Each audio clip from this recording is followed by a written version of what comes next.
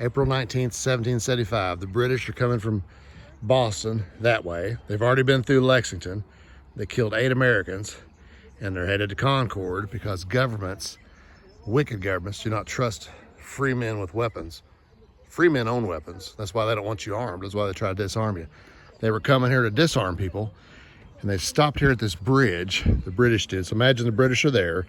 Meanwhile, they're in Concord, burning a bunch of stuff. And the militia from Acton and other small towns were up here. Behind them, there's a wall. It's kind of hard to see. There's a lady walking with a white shirt. They're up there watching, and they're seeing the smoke back here from Concord. And one of them was a 39-year-old guy who was in charge, said, "Are you going to let them burn down our whole town?" And all the men rose up and weren't going to have any of it. So the Americans started marching down here, coming down this way. And among them was Isaac Davis. That's the National Guard, the guy for the National Guard. You see a lot of statues and patches and things. He had told his wife earlier, she looked over and saw him, he had a rifle in his hand, and she knew where he was going and knew there was danger. And he said, "Take care of my kids."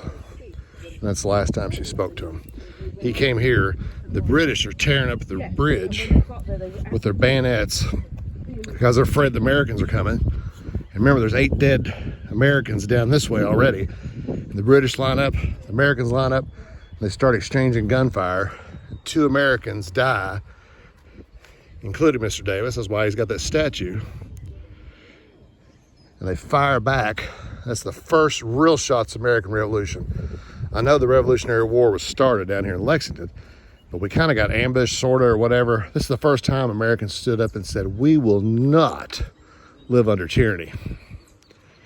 And then they fought the British all the way back to Lexington, big running gun battle, followed by the Battle of Bunker Hill later on, and so forth, and multiple other engagements in Kings Mountain and eventually Yorktown, and before that Saratoga and Brandywine, Long Island, just multiple battles. But you've got to ask yourself, what will you do for freedom? These guys, Mr. Davis, put his life on the line and he died. But now we've got a country, 200 plus years later, that's still here for now. But what will you do for tyranny? What will you do for freedom? What will you do to stand up to tyranny? When they force you to wear a mask, or force you to take a shot, or force you to disarm eventually. Are you going to put up with it?